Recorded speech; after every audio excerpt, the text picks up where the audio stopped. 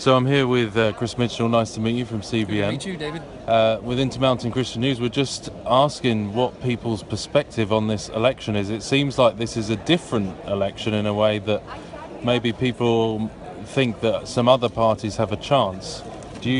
What's your perspective on what you've seen in Israel with Well, this? we're talking just before the results come out, and yes, it is kind of a different election. Perhaps one of the main issues is Bibi Netanyahu. The sense that maybe Bibi is people having Bibi fatigue. That it's been 10 years since Bibi has been prime minister. It's a long time, and I think that's part of what the blue and white, the other major party, is doing is saying that we've had enough. Let's have a change of leadership, and let's go from there. Do you think they have a real chance, or is this kind of more of the same? Well, no, I think they have a real chance. According to the polls, we have, it's very close. In fact, it looks like in the last poll that was taken, maybe blue and white had slightly more seats than the Likud, and that doesn't bode well because after the elections, the power shifts to the president of Israel, where he determines which party or which leader is going to be able to form a new coalition. So I think that's very critical to see which party, blue or white, or Likud, gets more votes.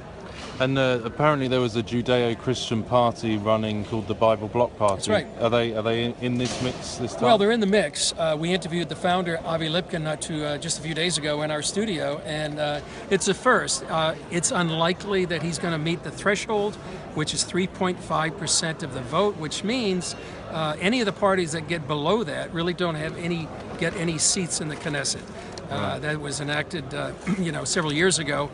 So it's unlikely that they're going to meet that threshold, but it is a historic first that a party like this advocating Christian values and speaking for Christians here in Israel, that's a first. So he says after the election, the campaign continues. And do you think there's a real need for the Messianic body to have more representation in the government? Well, it's part of that. They do have a Messianic leader that's part of that coalition or that party, the Bible Bloc Party, and it's one of their platforms to advocate on behalf of Messianic Jews here in Israel. Nice. So lastly, how do you feel this could affect the future? This election seems quite big in terms of we've got Donald Trump's proposal and other. Right. Do you think this has got some real prophetic significance? Well, prophetic significance, a lot of people look at Israel and major things happening here certainly look through the lens of prophecy. We could see a change one way or the other. It certainly does seem President Trump and really standing behind the Netanyahu government, enacting some things that do have a prophetic ring to it. Moving the embassy from Tel Aviv to Jerusalem, recognizing Jerusalem as the capital of Israel, recognizing Israeli sovereignty over the Golan Heights, and then just a few days ago, Israeli Prime Minister Netanyahu recognizing Israeli sovereignty over Jewish communities in what's called the West Bank. He says he'll do that if he's elected. So a lot of prophetic things seem to be happening as the ongoing return of the Jewish people back here to the land. Here in Israel, you almost see prophecy coming alive. We came down here to the Likud headquarters, and I just saw Tel Aviv, literally the skyline exploding. I had never seen so many other new buildings. And I think we see Israel's becoming a light to the nations, a thriving democracy in the midst of the Middle East. There are many changes happening geopolitically with relationship with Israel and many of these Sunni Arab nations. That's unprecedented and perhaps prophetic as well. So a lot of prophecy happening here in the land. And so green as well. So green as well, so much rain this year. That's right, a lot of rain. The Sea of Galilee has increased by about 3 meters or more.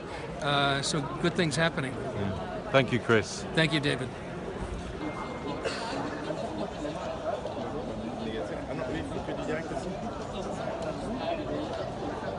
المرشحين الرئيسيين في هذه الانتخابات بني جانتس وبنيامين نتنياهو كل منهما يسعى إلى حث الناخبين للتوجه إلى صناديق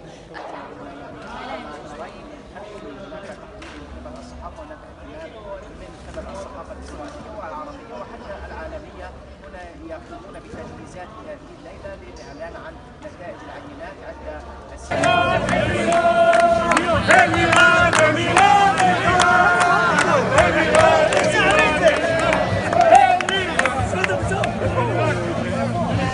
צרפת, בצרפת אתה רוצה או פורטוגזי? זה פורטוגז אני יודע. אני יודע איפה פנה פרובוסה ומקויזה, אג'נטי גיו, פורטוגזי, לא? רק בעברית. אנחנו מאמינים ומאמינים, ואין לנו על מי להישאר.